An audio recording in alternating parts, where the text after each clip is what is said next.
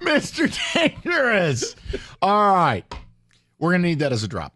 Am I allowed? I'm going to hijack the show.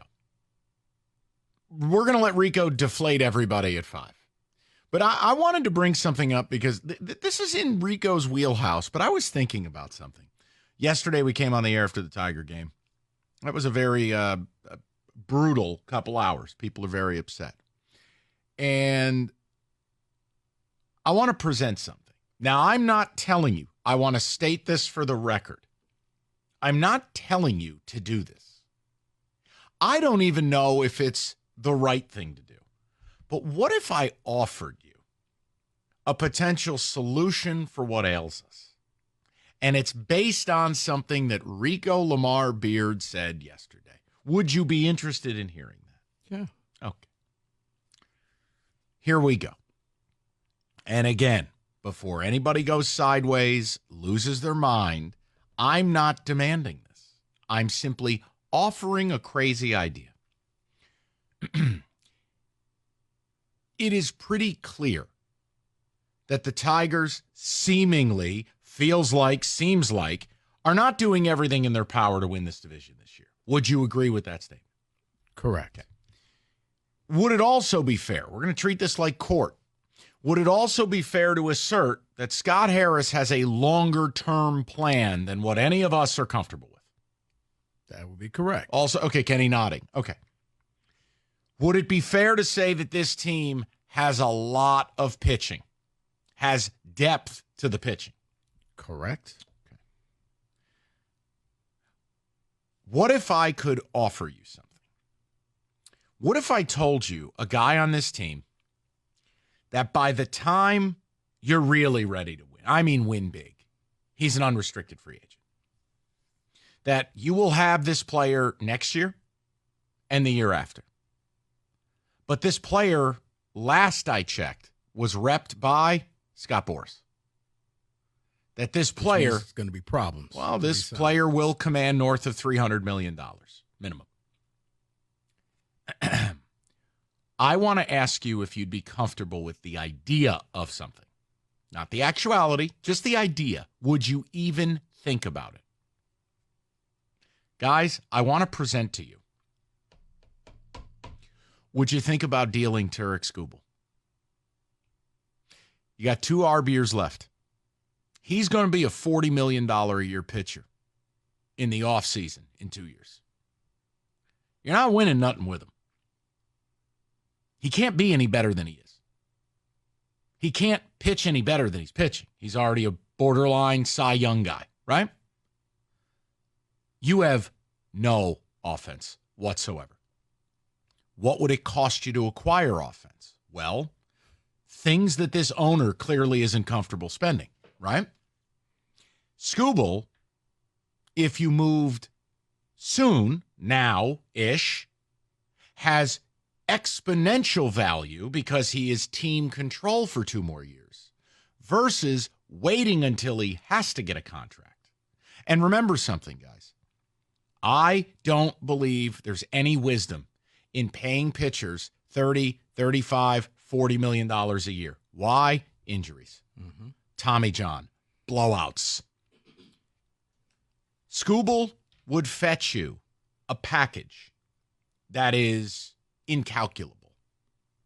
So, for instance, if you called Baltimore, who's got a better system of positional players than Baltimore, including maybe a guy from their everyday roster. I was going to say everyday player. Plus 3 prospects. I was going to say 2, but okay. I'm bringing this up because this is how sick I am. Wait. Rico Beard yesterday saying it on the air, and I said, dude, I don't even want to think about this. Is it July already? No.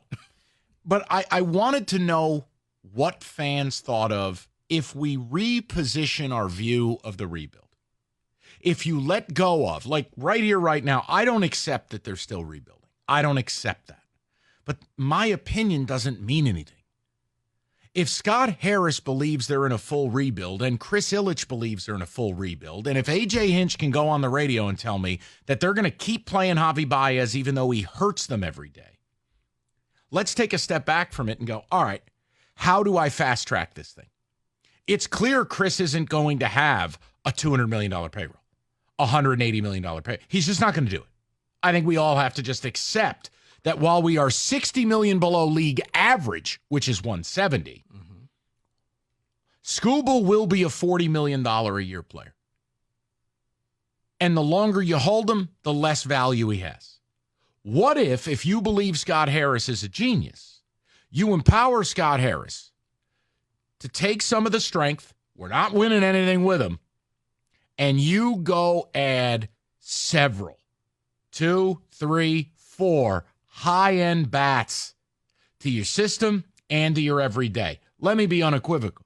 There would never be a scenario I would even bring this up without landing an everyday player, which means you got to be able to go and pick, like for instance with the Orioles, you'd have to get a Jordan Westberg, or you'd have to get a Colton Cowser. You'd have to get a centerpiece that the guy's already shown he's the goods, plus, or plus. Right. I'm asking, because if we're not going to win the division this year, which sure doesn't look like it, and our hopes are residing on Tiger system players where they have no real track record of development outside of Riley, are you willing to at least talk about this? Or am I just going to be slandered for being creative and asking a question, which generally seems to be what happens at this station? 248-539-9797. Now, before I go to the people, I need to talk to my people. David's rubbing his forehead. Kenny won't look at me. And Rico's nodding in approval as if I've picked his brain. No, I feel like this is what Jim Costa feels like every day with the schmarminess. It's yes. I'm totally on board with this. I was just told I had to wait until July because it's like, guys, you have a commodity right now that people want.